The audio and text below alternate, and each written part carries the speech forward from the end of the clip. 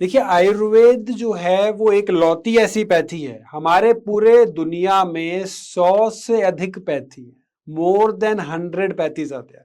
लेकिन आयुर्वेद एक ऐसी पैथी है जो आप कहती है कि आप बीमार ही ना पड़ो। बाकी पैथी कहती है आप बीमार हो गए, आप आओ, हम आपका इलाज करेंगे। लेकिन आयुर्वेद कहती है, कितनी सुंदर कल्पना है, कितनी सुंदर बात है कि आयुर्वेद कहती है बीमार ही ना पड़ो।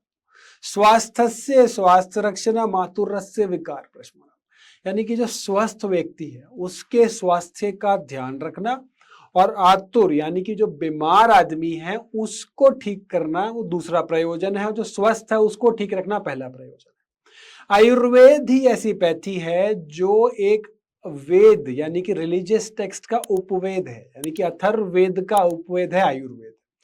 तो कितनी सारी चीजें हैं। जब हम उपवास को लंघन कहा गया है आयुर्वेद में, जब हम उपवास को सनातन से जोड़ देते हैं तो हमारी हेल्थ के लिए कितना बेनिफिट होता है उस उपवास का। जब हम रिलीजन से किसी चीज को जोड़ते हैं तो उसकी वाइड स्प्रेड एक्सेप्टेंस हो जाती है।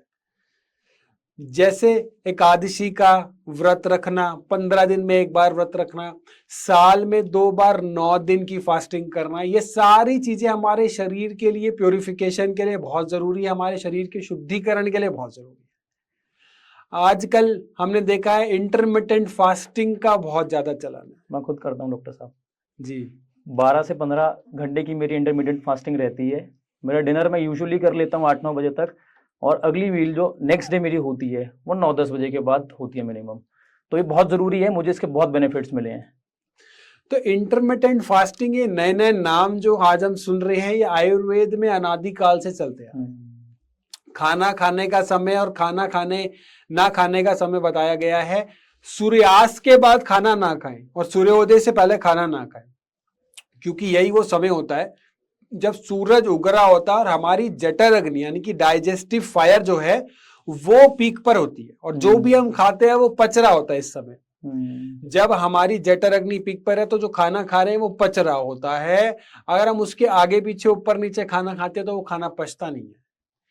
यही हम गलती करते आ रहे हैं, यही हम गलती करते चले आ रहे हैं। काफी समय से हमने खाने का ना प्रचलन चेंज कर दिया। मैं किसी एक ऑनलाइन डिलीवरी जो प्लेटफॉर्म है उसके किसी एग्जीक्यूटिव से मिला। उन्होंने मुझे बताया कि हमारे ऑर्डर्स ही रात को आते हैं। हम दिन में तो हमारे लड़के फ्री होते हैं, रात को ही हमारे लड़के बाइकों पे अलग अलग रेस्टोरेंट का खाना लेके शहरों वाले लोगों को पहुंचा रहे होते हैं। कितनी एक हमारी ऐसी, हमारा आयुर्वेद हमारे साथ होते हुए भी जो बताया गया है कि किस समय हमें खाना खाना है, किस समय नहीं खाना है, सूर्योदय से सूर्यास्त के बीच में खाना।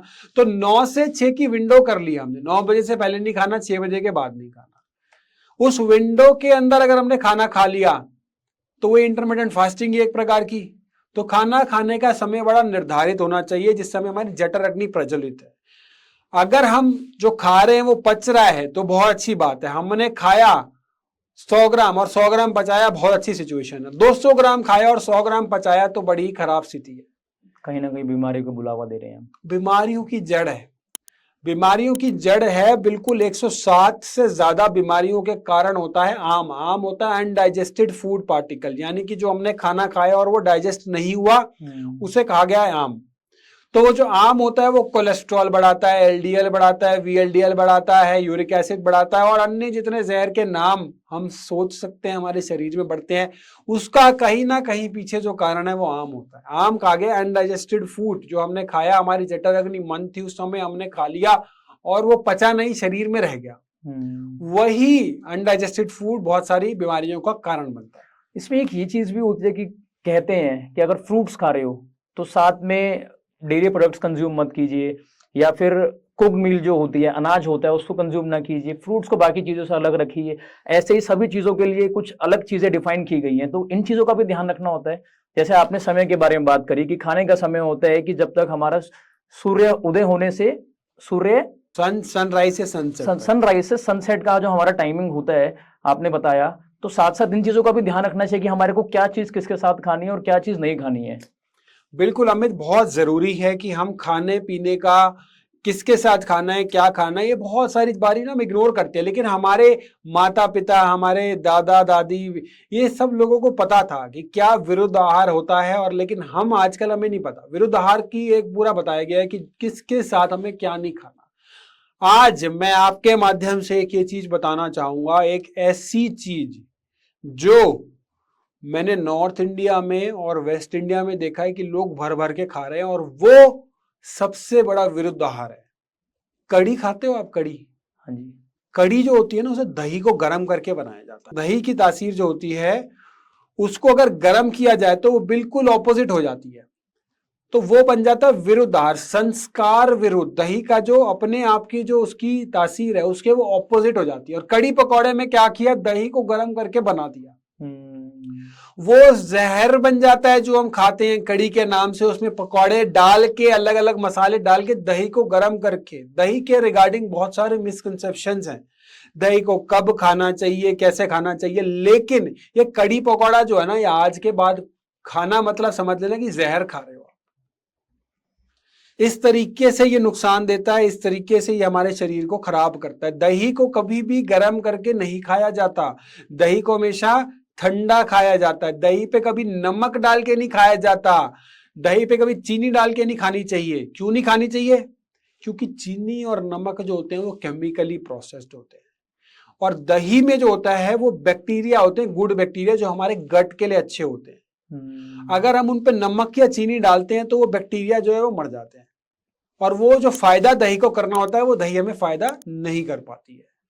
हमारे यहाँ तो ना भंडारों में इनफैक्ट कड़ी सबसे ज्यादा बांटी जाती है, तो मतलब आप समझ सकते हैं कि पूरे देश में कड़ी कितने छटकारे लेके लोग खाना पसंद करते हैं। और यहाँ पे आपने बताया कि ये अपने आप में जहर है।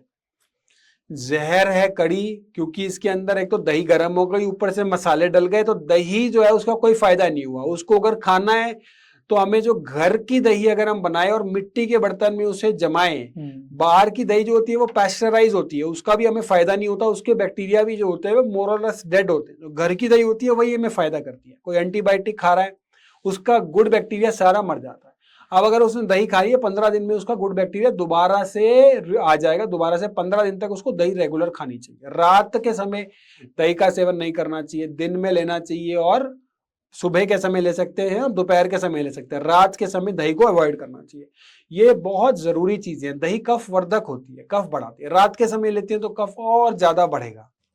अभिसंधि होती है, आपने देखा होगा पहले के समय में दही और चीनी, कोई अच्छे काम के लिए जा रहा था तो घर से एग्जाम है, अच्छा दही चीनी बेटा खा के जाना। दही चीनी के पीछे क्या रीजन था? उसके पीछे दही और चीनी जब साथ में मिल जाती है तो वो अतिसार, भयज अतिसार, मतलब डर के कारण हमें जो पोटी लगने की संभावना होती है, भयज अतिसार के लिए बहुत अच्छी बताई गई है दही और चीनी। क्योंकि दही अभिसंधि होती है, हमारे स्त्रोतों को रोकती है। तो उस समय हम दही और चीनी खा के भेजे थे, हमने उसको जोड़ दिया किससे? संस्कार से, धर्म से जोड़ दिया। लेकिन क्योंकि उसकी वाइड स्प्रेड एक्सेप्टेंस